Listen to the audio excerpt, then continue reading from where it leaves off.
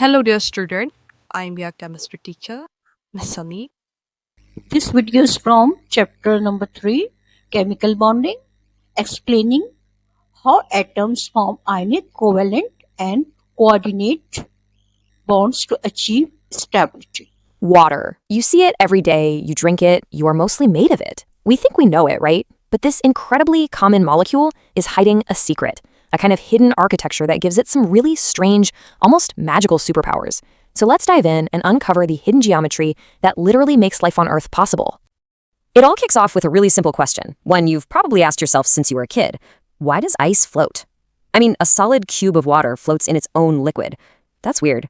For almost any other substance out there, the solid form is denser. It sinks. So what makes water the odd one out?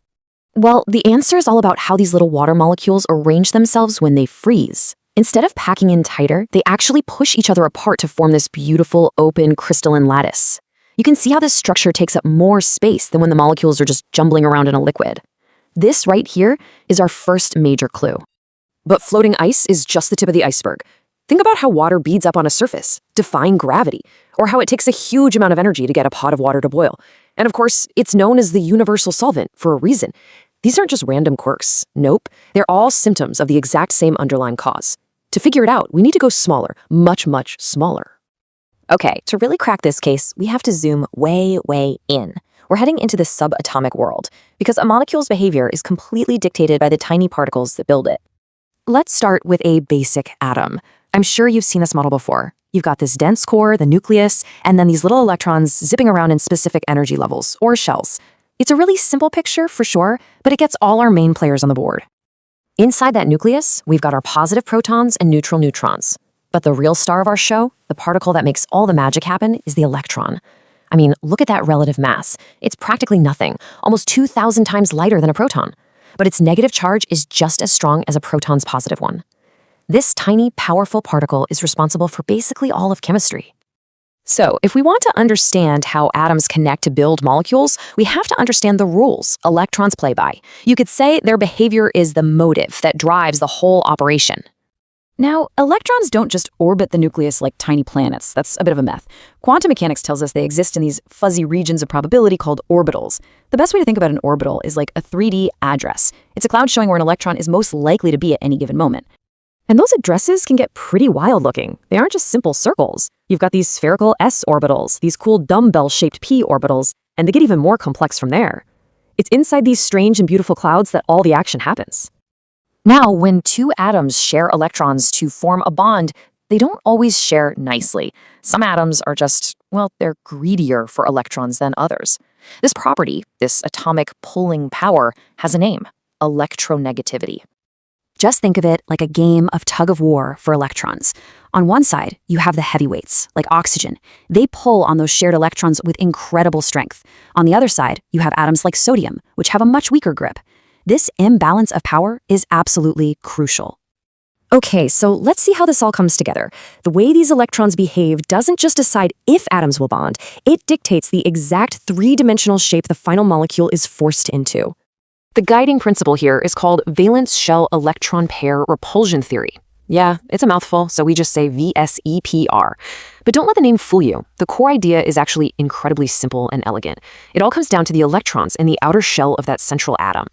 VSEPR theory basically just says that electron pairs need their personal space. I mean, they're all negatively charged, so they naturally push away from each other. They're going to arrange themselves around that central atom to be as far apart as possible. And it's this mutual repulsion that locks a molecule into its specific geometric shape. So let's take this whole idea and apply it to our main suspect. It's time to finally pull back the curtain and see the true hidden geometry of a water molecule. This is where we figure out why its shape is the source of all its superpowers.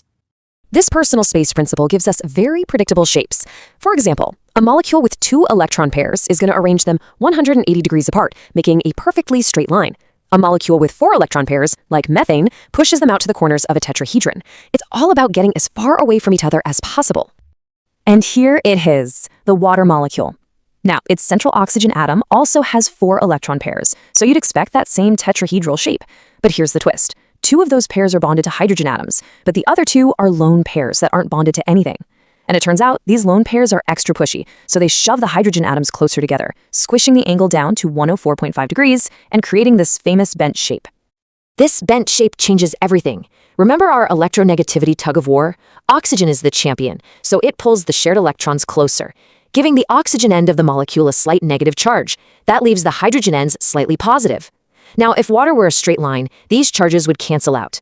But because it's bent, the molecule has a definite positive side and a definite negative side. It acts like a tiny magnet. In other words, it's polar. Okay, we've got all our clues now, the bent shape, the polarity, the fact that it's a tiny molecular magnet. Now it's time for the big payoff, where this hidden architecture explains every single one of water's superpowers. Because water molecules are polar little magnets, the positive hydrogen end of one molecule is irresistibly attracted to the negative oxygen end of another one nearby. This powerful attraction between molecules is called a hydrogen bond. So, a hydrogen bond isn't a true chemical bond inside a molecule. It's a special, strong force of attraction between molecules. And in liquid water, these bonds are constantly forming and breaking, making the molecules stick to each other with a surprising amount of strength.